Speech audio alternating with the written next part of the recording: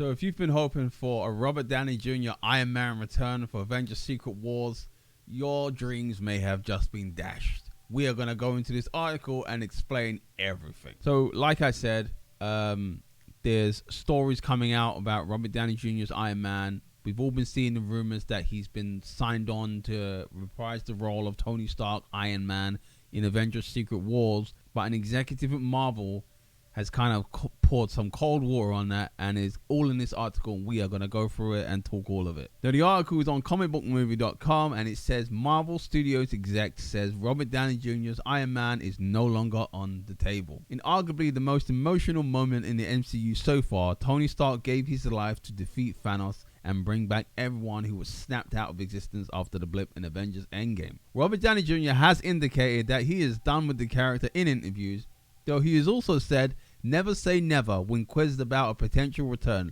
and there are persistent rumors that Iron Man and Iron Man variant will play a part in the multiverse saga, most likely Avengers Secret Wars. The nature of the multiverse means it would be certainly possible whether Downey Jr. would reprise the role cheapen Stark's sacrifice is up for debate, but Marvel Studios Vice President of Production and Development, Steven Broussard, appeared to confirm that RDJ will not be coming back in a recent interview on IO9. This is what he had to say. I think one of the meta-narratives of Phase 4 was about new characters.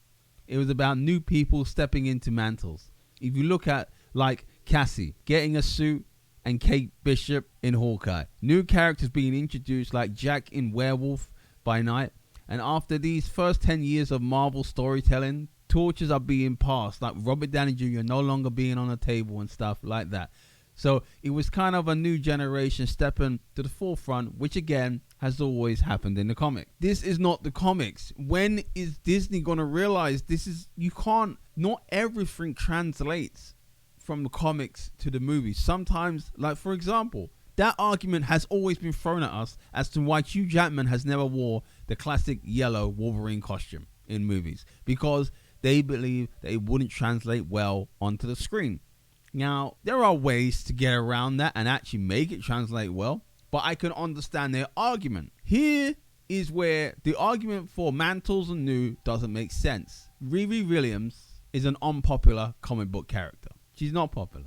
She's not Spider-Gwen. When Spider-Gwen hit the comic book shelves, people went fucking nuts for Spider-Gwen. Harlequin the same, Riri Williams did not have that, reaction. When Miles Morales came out, people loved Miles Morales. People didn't love Riri Williams. Ms. Marvel is she's had an up and down comic book history. I'm not gonna lie. I happen to enjoy her character. I think she's very good, but I don't like her live action character. I don't think she's similar, but not the same, if you know what I mean. In the comics, Kamala Khan is very likable, and it's just a fun character. She's almost like the female Spider-Man, female Peter Parker, if you want to have an analogy. That's what she reminds me of. And in the Disney Plus show, I found her incredibly unlikable. I really did not like her character at all. But that's just me, But there are some characters that just there's no need for them to be in the live action. I mean, how long does Marvel want to drag on this MCU? It's got a shelf life. I mean, you don't want to overstay your welcome. And that's what I believe.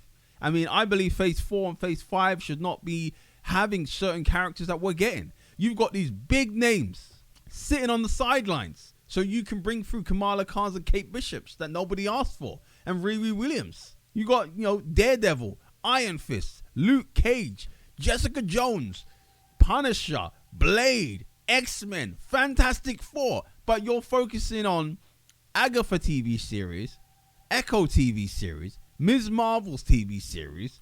I mean, come on. I mean, in regards to She-Hulk, I got no problem with the She-Hulk TV show. I got a problem with the She-Hulk TV show, but that's another video. I believe they should have done a Hulk movie and introduced Jennifer Walters in that movie and then give us the TV show. There has been no introduction to her, and they just shoved her in, and then not only did they just throw She-Hulk in the deep end. I mean, everyone like me, if you've read the comics, She-Hulk's one of your favorite characters, and she's always been one of my favorite characters. I have been long dreaming of her coming to the MCU, but they decided to give her a show and then gave her incompetent writers.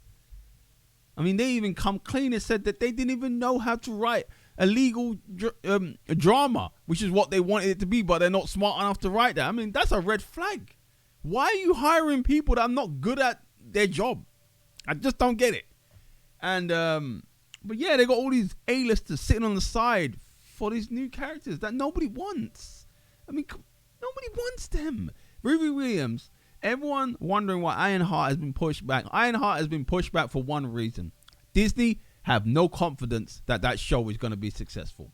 And with the rate they're losing subscribers and the money they're losing right now, they don't want to just go out there, dump this out there, and hope for the best. So I don't agree with this whole mantle ship. And in my opinion, you know, they need Robert Downey Jr. right now. Not permanently, just a one-off appearance. Let people fall back in love with the MCU, because the MCU's lost its magic. It's lost its glamour. And I mean, do you remember 2017, 16, when Comic-Con was coming around and Marvel had a panel? You were pumped. You were like, whoa, I can't wait to see what Kevin Feige's got for us today, bro. Now you don't care. You don't care. I mean, I really don't care what Kevin Feige has to say anymore. I just don't care, bro. I mean, I don't know about anybody else, but it all just feels dead. I mean, nothing's exciting anymore. I mean, when was the last time you were really excited for a Marvel movie? Spider-Man No Way Home, probably. Prior to that, Endgame. That's 2 movies in 4 years that you gave a crap about. I mean, no, I know there's some people that was excited to see, you know, Wakanda Forever, but me personally, I did not think they should have made that movie. You should not have made that film. It wasn't a good movie, and it wasn't a good movie because you shouldn't have made the movie. But anyway, Robert Downey Jr. might not be coming back. I personally don't believe it.